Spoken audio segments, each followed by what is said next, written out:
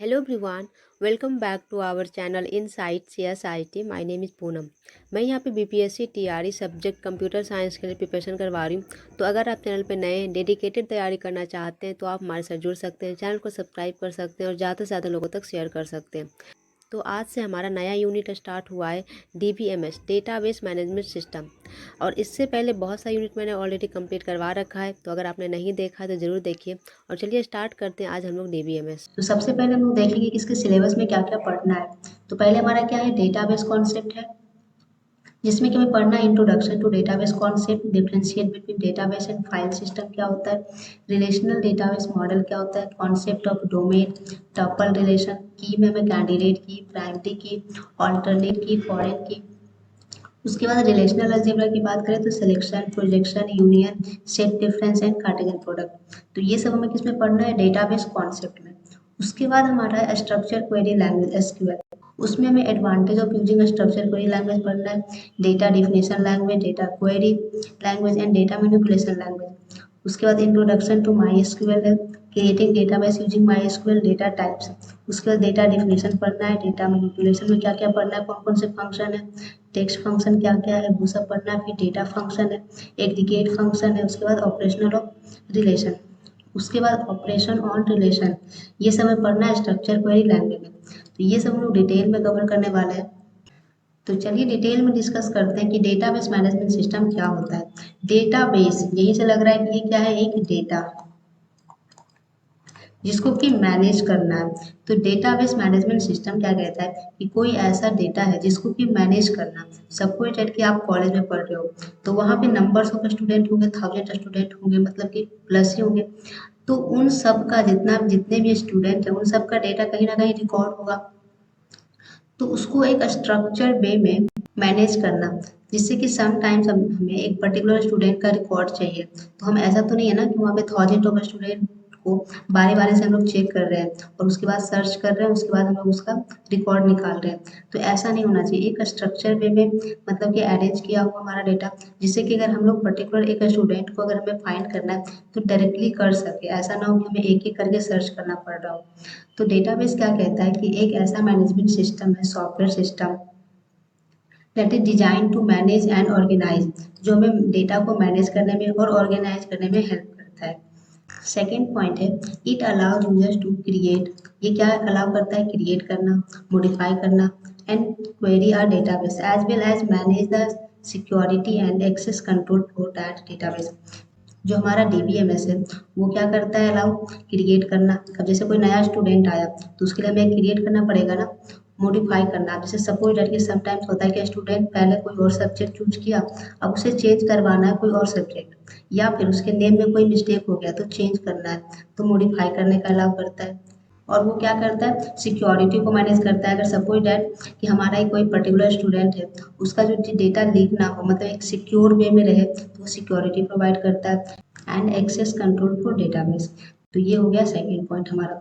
Next point है, a database store critical information and help access data quickly and securely. Therefore, selecting the correct architecture of DBMS help in easy and efficient data management. तो कुल मिलाकर database management system से हम लोग क्या समझे कि ये एक ऐसा सॉफ्टवेयर सिस्टम है जहाँ की हमें डेटा को मैनेज करना, ऑर्गेनाइज करना, सिक्योर रखना और इजी वे में एक्सेस करना। ऐसा नहीं हो कि अब जैसे थाउजेंड ऑफ स्टूडेंट है तो कोई हमें पर्टिकुलर स्टूडेंट को सर्च करना है तो हम एक एक करके टाइम वेस्ट करें। और या तो फिर सपोज लड़की कोई एक बीसीए डिपार्टमेंट है और ए नाम से ही 3 स्टूडेंट है, तो हमें पर्टिकुलर अगर इस स्टूडेंट को फाइंड कर रहे हैं तो हमें यही स्टूडेंट शो करे, ऐसा ना हो कि इसका डेटा शो कर रहा है या फिर इसका डेटा शो कर रहा है। तो ये सब हमें कौन फैसिलिटी प्रोवाइड करता है, हमारा डेटाबेस मैनेजमेंट सिस्टम। नेक्स्ट है हमारा कुछ की फीचर्स मैंने यहाँ पे ऐड किया है कि जैसे data modelling. A DBMS provides tools for creating and modifying data model which define the structure and relationship of the data in a database. Data modelling है हमारा, जिसमें कि हमें क्या प्रोवाइड करता है कि एक डेटाबेस में जैसे एक स्टूडेंट है वो बीसीए डिपार्टमेंट में है, तो एक स्टूडेंट का अलग एक टेबल बनेगा कि डेटा स्टूडेंट का नेम क्या है, रोल नंबर क्या है, कहाँ से वो आ रहा है एंड ऑल। और फिर उसका कोर्स क्या है, कोर्स नेम क्या है, सब्जेक्ट क्या है, वो सब का एक अलग टेबल बनेगा। तो उन दोनों टेबल में रिलेशन क्या है, ये सब कौन प्रोवाइड करता है, डेटा मॉडल। नेक्स्ट की फीचर क्या है, data storage and retrieval, data को स्टोर करता है और फिर हमें वहाँ से रिट्रीवल की फैसिलिटी प्रोवाइड करता है। A database management system is responsible for storing and retrieving data from the database and can provide various methods for searching and querying the data. Next है कंकरेंसी कंट्रोल। कंकरेंसी कंट्रोल क्या करता है कि जैसे suppose that कि same data को हम लोग पैरेलली दो लोग एक्सेस कर रहा है, तो वहाँ पे कोई प्रॉब्लम ना हो, तो उसी को हम लोग क्या कहते हैं, concurrency control. DBMS provide mechanism for controlling concurrent access to the database to ensure the multiple user can access the data without conflicting with each other। मतलब क्या है कि सेम डेटा को अगर एक से ज़्यादा लोग उसको एक्सेस करना चाह रहे हैं तो वहाँ पे कॉन्फ्लिक्ट ना हो। तो ये की फीचर किसका है, डेटाबेस मैनेजमेंट सिस्टम का। उसके बाद है data integrity and security. Integrity का मतलब होता है कि डेटा के अंदर कोई भी चेंजेस ना हो, छेड़छाड़ ना हो। तो DBMS provide tools for enforcing data integrity and security constraints, such as constraints on the value of data and access controls that restrict who can access the data। मतलब कि जिसके पास जो अथॉरिटी दिया हुआ है वही डेटा को एक्सेस कर सकता है। अब सपोज दैट कि हमारा जो भी डेटाबेस बना हुआ है तो उसका एक एडमिन पैनल होता है, तो हर कोई तो नहीं एक्सेस कर सकता ना डेटाबेस का एडमिन पैनल, जिसको अथॉरिटी दिया हुआ है वही करेगा। अब जैसे कि एक कंपनी है, तो कंपनी में कुछ पार्ट ऐसा होता है कि मैनेजर को दिया जाता है एक्सेस करने के लिए, कुछ पार्ट होता है कि एम्प्लॉय को दिया जाता है, तो जिसके लिए जो ऑथराइज्ड है वही एक्सेस कर सकता है। तो ये सब कौन प्रोवाइड करता है, हमारा डीबीएमएस। नेक्स्ट है बैकअप एंड रिकवरी। तो ये पॉइंट क्या कहता है कि सपोज दैट कि कोई भी रीजन की वजह से जिस सिस्टम में हमारा डेटाबेस स्टोर है, सेव है, वो हमारा सिस्टम खराब हो गया, तो क्या होगा कि हम उसको दोबारा रिट्रीव नहीं कर सकते हैं, कर सकते हैं। तो वो कौन प्रोवाइड करता है, हमारा DBMS. DBMS provide mechanism for banking up and recovery the data in the event of system failure. अगर हमारा सिस्टम की वजह से फेल्यूर है तो वो क्या हमें प्रोवाइड करता है, कोई एक मैकेनिज्म प्रोवाइड करता है जिससे कि हम डेटा को बैकअप कर सकें। तो ये कुछ की फीचर्स था हमारा डीबीएमएस का। नेक्स्ट टॉपिक है हमारा कैरेक्टरिस्टिक्स ऑफ डीबीएमएस। तो फर्स्ट पॉइंट है provide security and remove redundancy. Database management system में क्या प्रोवाइड करता है, सिक्योरिटी प्रोवाइड करता है और remove redundancy, redundancy in the sense duplicate, मतलब कि डुप्लीकेट वैल्यू को रिमूव करता है। जैसे सपोज दैट कि जैसा कि मैंने अभी डिस्कस किया था कि सेम क्लासेस में ए नाम से 3 स्टूडेंट है, तो हम लोग यहाँ तो रिडंडेंसी हो गया ना।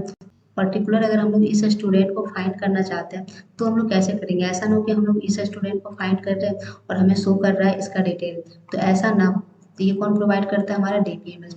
नेक्स्ट है self describing nature of database system, support of multiple view of data. Database क्या सपोर्ट करता है, मल्टीपल ऑफ व्यू, मतलब मल्टीपल लोग उसको देख सकते हैं।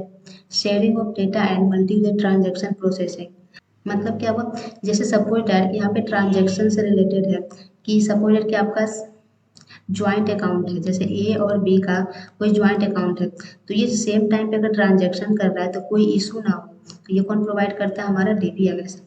Database management software allow entities and relation among them to form table.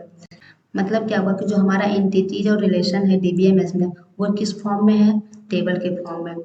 It follows the acid concept, ये क्या फॉलो करता है, एसिड कॉन्सेप्ट। फर्स्ट है एसिड का फुल फॉर्म क्या, atomicity, consistency, isolation and durability. जैसे कि हम लोग एटीएम से कोई पैसे निकाल रहे हैं, अब सपोज कि हम लोग कुछ प्रोसेस कर लिए, यहाँ पे कोई एरर हो गया, तो ऐसा नहीं है ना कि उसके बाद हम लोग कंटिन्यू कर सकते हैं, बाद में नहीं कर सकते हैं। ये क्या होगा, या तो लास्ट होगा, कंप्लीट होगा, या तो फिर क्या होगा, स्टार्ट हो जाएगा, स्टार्टिंग से हो जाएगा। ऐसा नहीं कि हम लोग आधा कर लिए, कोई एरर आया तो कुछ देर के बाद हम लोग फिर यहाँ से कंटिन्यू कर सकते हैं। तो ये क्या शो करता है कि अगर कोई फेल ट्रांजेक्शन है तो उसको या तो, अगर कोई फेल ट्रांजेक्शन है तो उसको हम लोग रिज्यूम नहीं कर सकते, उसको हमेशा क्या करेंगे, रीस्टार्ट। मतलब कि हमें क्या करना पड़ेगा, स्टार्टिंग से करना पड़ेगा। कंसिस्टेंसी क्या कहता है कि जैसे हम लोगों ने कुछ पैसे निकाले एटीएम से, सपोज कि हमारे अकाउंट में 100 रुपये है और हमने 50 निकाल लिया, तो ये कंसिस्टेंस है ना कि हमारे एटीएम में कितना बचेगा, 50 बचेगा अकाउंट में, और हमारे पास 50 है तो कितना हो गया, टोटल 100 हो गया। तो ये मतलब कि कंसिस्टेंसी प्रोवाइड करता है। ऐसा नहीं कि हम लोग पैसा निकाल लिए तो हमारे पास आया नहीं और यहाँ से कट भी गया। समटाइम ऐसा होता है, बट वो कुछ प्रॉब्लम की वजह से होता है तो हम लोग उसको इग्नोर करेंगे। नेक्स्ट है आइसोलेशन। तो आइसोलेशन मतलब कह सकते हैं कि multiple transaction runs in parallel. मतलब कि सपोज है कि हमारा जॉइंट अकाउंट है और वो जॉइंट अकाउंट 4 लोगों का है, तो चारों जो भी ट्रांजेक्शन कर रहे हैं ना वो पैरेलल में हो रहा है, तो उसी को हम लोग क्या कहते हैं, आइसोलेशन। मतलब कि हम लोग सेम टाइम पे वर्क कर रहे हैं लेकिन कोई एरर ना आए तो उसको हम लोग क्या कहते हैं, आइसोलेशन। मतलब कि अलग अलग काम हम लोग पैरेलल में कर रहे हैं। उसके बाद है ड्यूरेबिलिटी। ड्यूरेबिलिटी मतलब क्या होता है कि होल चेंजेस, कह सकते हैं कि होल शुड बी परमानेंट। मतलब कि जो भी हम लोग चेंज करेंगे ना वो परमानेंट के लिए होगा। ऐसा नहीं कि अभी हम लोग चेंज कर लिए और फिर कल से ऑटोमेटिक कुछ और हो गया। जो भी हम लोग चेंज किए वो क्या होगा, परमानेंट होगा। जैसे कि मैंने अगर पैसे निकाले हैं तो वो परमानेंट होगा। अब जैसे हमने पैसे डाले तो वो परमानेंट होगा जब तक हम लोग उसमें फिर दोबारा कुछ ना करें। तो ये हमारा फॉलो क्या करता है, डीबीएमएस। कौन से कॉन्सेप्ट करता है, तो ACID. Some time full form पूछे जाते हैं तो हम लोग याद रखेंगे। एसिड का फुल फॉर्म्स होता है atomicity, consistency, isolation and durability. और सबका डिफिनेशन मैंने बता दिया तो आई होप आपको समझ में आ गया होगा। नेक्स्ट है DBMS support a multi-user environment that allow user to access the manipulate data in parallel। तो जो भी मैंने एक्सप्लेन किया वही ऑलमोस्ट है। तो ये कुछ कैरेक्टरिस्टिक्स था DBMS का। नेक्स्ट पॉइंट हम लोग बढ़ते हैं, तो data architecture most important. Data architecture, architecture का मतलब कह सकते हैं कि डिजाइन। जैसे हमारा घर का आर्किटेक्चर होता है तो बोलते हैं ना हमारे घर का डिजाइन ऐसा है, आर्किटेक्चर ऐसा है। तो हर चीज़ का आर्किटेक्चर होता है, तो हमारे डेटाबेस का भी आर्किटेक्चर होता है। तो अ database architecture is a representation of database management system design. जो हमारा डेटाबेस आर्किटेक्चर होता है वो क्या रिप्रेजेंट करता है, डेटाबेस के डिजाइन को। It helps to design, develop, implement and maintain the database management system। ये किस में हेल्प करता है, डेटा को डिजाइन करने में, डेवलप करने में, इम्प्लीमेंट करने में और उसको मेंटेन करने में। नेक्स्ट है a DBMS architecture allow dividing the database system into individual component that can be independently modified, change, replace and alter। It also helps to understand the component of a database। तो ये था database architecture. इसके 3 types हैं। First है one tier architecture, जो हमारा single tier architecture भी कहते हैं। Second tier architecture, 2 tier architecture और है 3 टायर आर्किटेक्चर। ये बहुत ही इंपॉर्टेंट है, 1 2 3। स्पेशली हम लोग जब यूज करते हैं वो कौन सा होता है, 3 टायर आर्किटेक्चर। तो हम लोग देख लेते हैं कि 1 टायर में क्या होता है, 2 टायर में क्या होता है और 3 टायर में क्या होता है। तो वन टायर आर्किटेक्चर क्या कहता है कि one tyre architecture in DBMS is the simplest architecture of DBMS in which the client server and database are reside on the same mechanism। तो वन टायर आर्किटेक्चर क्या कहता है कि जो डेटाबेस जो है, क्लाइंट, सर्वर और डेटाबेस, ये तीनों जो है ना वो सेम प्लेस पे होता है। जैसे कि हमारा सिस्टम है और सिस्टम में ही क्लाइंट भी है, सर्वर भी है और डेटाबेस भी है। तो ये इसको हम लोग क्या कहते हैं, one tier architecture. A simple one tier architecture example would be any to install our database in your system and access it to practice SQL query। मतलब कि हम लोग कोई भी डेटाबेस का एक सॉफ्टवेयर इंस्टॉल करते हैं और उसमें SQL के जो क्वेश्चन होते हैं, क्वेरी होते हैं, उसको प्रैक्टिस करते हैं। तो वो किसका एग्जाम्पल है, वन टायर आर्किटेक्चर का। But such architecture is rarely use in production. मतलब कि ये जनरली यूज अब नहीं के बराबर होता है, बस हम लोग प्रैक्टिस के लिए इसको यूज करते हैं सॉफ्टवेयर का। तो ये था हमारा वन टायर आर्किटेक्चर। तो अगर हमारे क्वेश्चन में ऐसा आता है कि जो हमारा क्लाइंट है, सर्वर है, डेटाबेस है, वो सब सेम मशीन पे है, तो उसको हम लोग कौन से टायर आर्किटेक्चर कहते हैं, तो वन टायर आर्किटेक्चर। सेकेंड है हमारा 2 टायर आर्किटेक्चर। तो 2 टायर आर्किटेक्चर क्या कहता है कि 2 tier architecture in DBMS is a database architecture where the presentation layer run on a client. जो हमारा प्रेजेंटेशन लेयर है वो वर्क कहाँ करता है, क्लाइंट पे, जिसमें कि PC हो गया, मोबाइल हो गया, टैबलेट हो गया, etc। And data is stored on a server called the second tyre. मतलब क्या हुआ, मतलब क्या हुआ यहाँ पे कि एक हमारा क्लाइंट है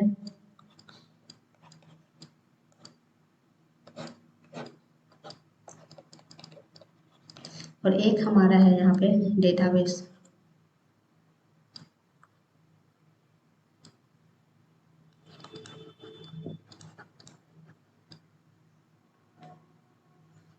और ये सब कनेक्टेड है किससे, डेटाबेस से। तो ये हमारा कहलाता है टू टायर आर्किटेक्चर। क्लाइंट में हमारा पीसी हो सकता है, मोबाइल हो सकता है, टैबलेट हो सकता है, कुछ भी हो सकता है। तो two tier architecture provide added security to the DBMS as it is not exposed to the end user directly।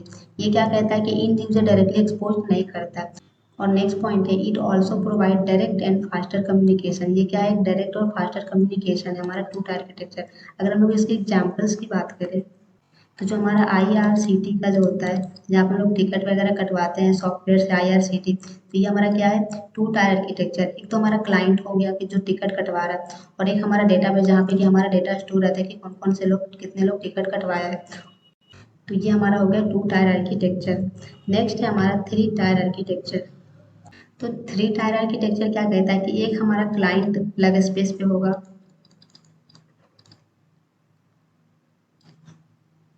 और हमारा एक सर्वर अलग स्पेस पे होगा,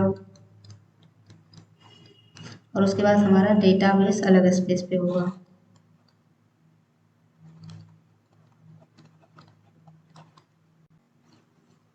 जिसको कि हम लोग इसको क्या कहते हैं, फ्रंट एंड भी कह सकते हो, इसको हम लोग मिडिल लेयर कहते हैं,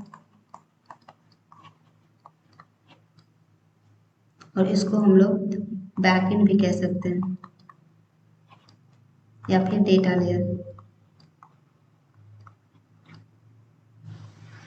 तो हमारा थ्री टायर आर्किटेक्चर क्या कहता है, क्या three tier architecture in DBMS is the most popular client server architecture in DBMS in which the development and maintenance of functional processes, logic, data access, data storage and user interface is done independently at a separate module। मतलब क्या कह रहा है कि यहाँ पे जो भी डेटा का मेंटेनेंस है, फंक्शनल प्रोसेस है, लॉजिक है, डेटा एक्सेस है, डेटा स्टोरेज है, इन सब का सेपरेट सेपरेट मॉड्यूल बना हुआ है। Three tier architecture contains a presentation layer, application layer and data server, जिसमें कि इसको हम लोग क्या कहते हैं, प्रेजेंटेशन लेयर।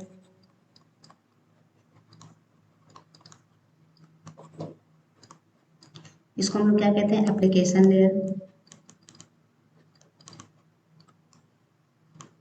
इसको हम लोग कहते हैं डेटा सर्वर। तो इसको हम लोग याद रखेंगे, समटाइम्स क्वेश्चन पूछ ले जाते हैं कि थ्री टायर आर्किटेक्चर में कितने लेयर होते हैं, तो three layer, presentation layer, application layer और डेटाबेस सर्वर। नेक्स्ट है three tier database architecture design is an extension of the two tyre client server architecture. ये कह सकते हैं कि टू टायर आर्किटेक्चर का ही अपडेशन वर्जन हमारा है three tier architecture. Three tier architecture है फॉलोइंग लेयर, जैसा कि मैंने डिस्कस कर लिया है। कौन कौन से लेयर है, प्रेजेंटेशन लेयर जिसमें कि हमारा पीसी आ गया, टैबलेट हो गया, मोबाइल हो गया, जहाँ पे भी हम लोग एक्सेस करते हैं, व्यू लेवल भी कह सकते हैं, जहाँ पे कि हम लोग देखते हैं। नेक्स्ट है एप्लीकेशन लेयर, जहाँ पे हमारा सर्वर होता है, और उसके बाद है हमारा डेटाबेस सर्वर थर्ड में। तो ये था हमारा architecture of database, one tier, two tier और थ्री टायर। नेक्स्ट टॉपिक हमारा है types of database management system. Database management system जो हमारा है उसके फोर टाइप्स हैं। पहला है hierarchical database, network database, relational database, object oriented database. ये भी बहुत इंपॉर्टेंट है, यहाँ से क्वेश्चन बहुत बनते हैं। मैं इसके क्वेश्चन सारे टॉपिक के क्वेश्चन करवाऊंगी, तो टेंशन नहीं लेना है। तो हम लोग बारी बारी से भी देखते हैं कि सब फर्स्ट में हमारा हायरार्किकल डेटाबेस क्या होता है। तो जो हमारा हायरार्किकल डेटाबेस है वो सबसे ओल्डेस्ट मॉडल है, मतलब सबसे पुराना है। सबसे पहले हमारा कौन सा आया था, हायरार्किकल DBMS ही आया था, और ये किसके द्वारा डेवलप किया गया था, IBM के द्वारा। In hierarchical database model data is organised in a tree like structure. ये किस स्ट्रक्चर में है, ट्री के जैसा, मतलब कि कुछ ऐसा।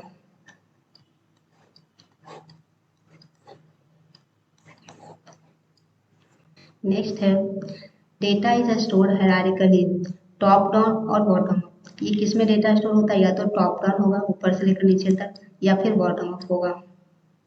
Data is representation using parent child relationship.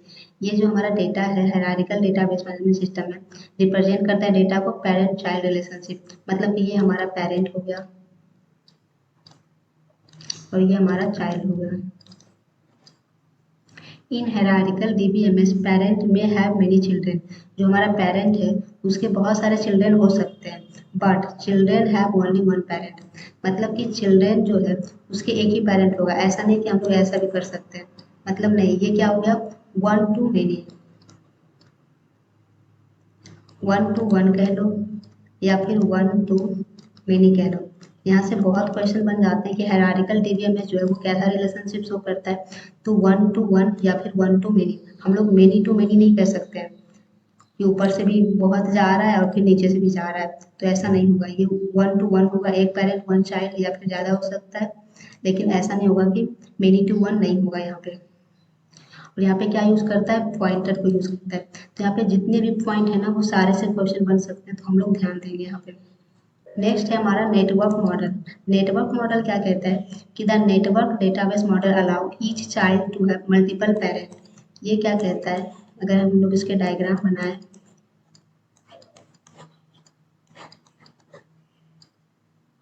कुछ इस तरह, मतलब कि जो हमारा जो चाइल्ड है उसके मल्टीपल पेरेंट हो सकते हैं।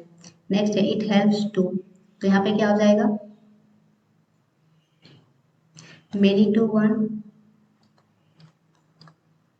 या फिर many to many. It helps you to address the need to model more complex relationship like the order parts of many to many relationship। ये क्या है, many to many relationship है।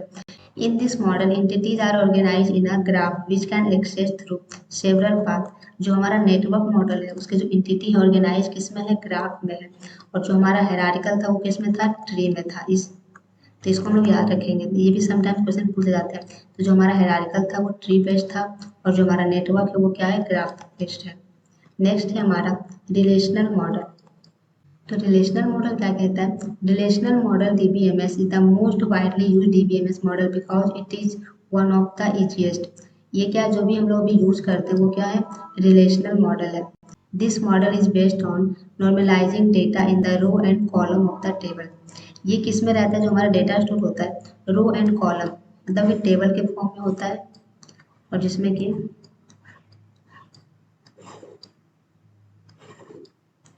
तो ये पूरा हमारा क्या हुआ, टेबल हो गया।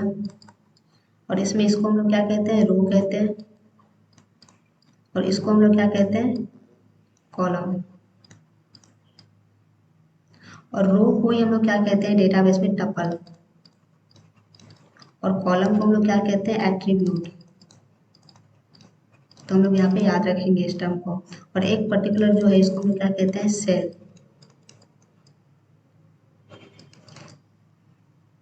तो relational model stored in fixed structure and manipulate using SQL. जो हमारा रिलेशनल मॉडल है वो किस में स्टोर होता है, फिक्स्ड स्ट्रक्चर में, और मैनिपुलेट किस में कर सकते हैं, एसक्यूएल के थ्रू कर सकते हैं। तो इसको हम लोग याद रखेंगे। नेक्स्ट है हमारा ऑब्जेक्ट ओरिएंटेड मॉडल। तो ऑब्जेक्ट ओरिएंटेड मॉडल क्या कहता है कि in the object oriented model data is stored in the form of class and object. जो हमारा ऑब्जेक्ट ओरिएंटेड मॉडल है उसमें हमारा डेटा किस फॉर्म में स्टोर होता है, क्लास के फॉर्म में और ऑब्जेक्ट के फॉर्म में। The structure is called classes which display data within it. Next, it is one of the component of DBMS that define a database as a collection of objects that store both data members, value and operation। इसका अगर हम लोग examples की बात करें तो हम लोग आगे पढ़ेंगे ER मॉडल, काइंड ऑफ कह सकते हैं। तो ये किसका एग्जाम्पल होगा, हमारा ऑब्जेक्ट ओरिएंटेड मॉडल। तो आई होप आपको डेटाबेस मॉडल के टाइप समझ में आ गया होगा। हम लोगों ने 4 डेटाबेस मॉडल टाइप डिस्कस किया, hierarchical data model, network model, और रिलेशनल मॉडल, और object oriented model. Next topic है हमारा differentiate between database and flat file system. एक फ्लैट फाइल सिस्टम हमारा है वो, और जो हमारा डेटाबेस है वो, दोनों में क्या डिफरेंशिएट है। हमारा फर्स्ट पॉइंट है जो हमारा डीबीएमएस है वो क्या है, मल्टी यूजर एक्सेस है। वही अगर हम लोग फ्लैट फाइल मैनेजमेंट सिस्टम की बात करें तो ये क्या है, मल्टी यूजर को सपोर्ट नहीं करता है, ये क्या है, सिंगल यूजर कह सकते हो। नेक्स्ट पॉइंट है design to fulfil the need of small and large businesses. जो हमारा डीबीएमएस है वो स्मॉल और लार्ज बिजनेसेस दोनों के लिए डिजाइन किया गया है।